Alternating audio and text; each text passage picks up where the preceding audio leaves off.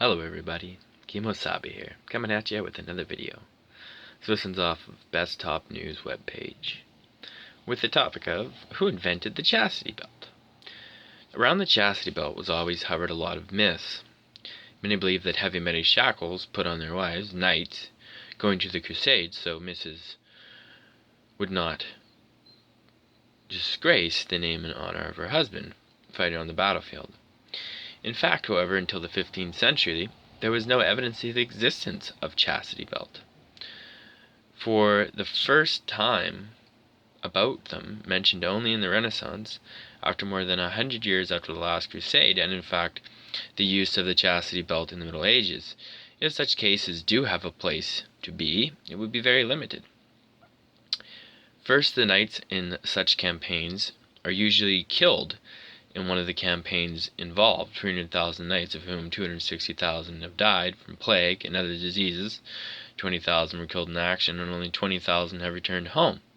And most importantly, chastity belts could not be more than a few days. The friction of iron on the skin, and even combined with the constant pollution in this place, would have caused blood poisoning. The first mention of the chastity belt is dated to the 15th century. The book Belli Fortis, written in 1405 by Conrad Kaiser von Aeschytom, contains graphic with the comment, "This is a heavy iron girdle," which is close to the woman of Florence. The text also mentioned and other Italian cities, Rome, Venice, Milan, Bergamo, as places where chastity belts were used. Nevertheless, there is no confirmation that the reference is not an invention of the author. In 1889, the belt of leather and iron found a German antiquarian, A.M. Pachinger.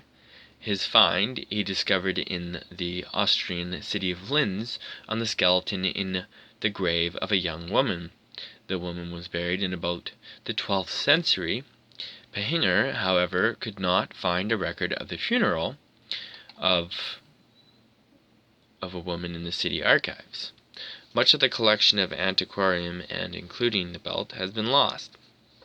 Later in Paris, National Museum of the Middle Ages were exposed to two belts. The first was a simple velvet-covered hoop and a plate of iron. It assured that it was of Catherine de' Medici. The second probably belonged to Anne of Austria. It was made of two plates on hinges attached to the waist with metal straps, and it had a belt engraved Adam and Eve. There are other similar zones in Nuremberg and London. Most belts are not on display, as their authenticity is questionable. It is curious that more than 200 years of the chastity belt used in medical purposes, since the 1700s to the 1930s, Western doctors were convinced masturbation is injurious to health. In the medical journals of this period are quite common recipes of treatment and the prevention of this ailment. In particular, the doctors advised to wear a chastity belt on teenagers so they are not subjected to the devil's temptation. In the U.S. Patent Office received a number of projects before the chastity belt. In the early 1930s, masturbation ceased to be a problem of mental health. Exania Obraztsova, I believe, published that, and it was converted from Russian to English, so tried to make up for the bad translation, but an interesting piece of information, and got to be kind of a different one, kind of a little out of the ballpark, but still, it's history. But yeah, kind of crazy back then and all that, but yeah, thanks a lot everybody. It'd be awesome if you subscribed, and sick if you leave some comments. Kemo Sabi out. We'll see you in the next one. Thanks. Bye.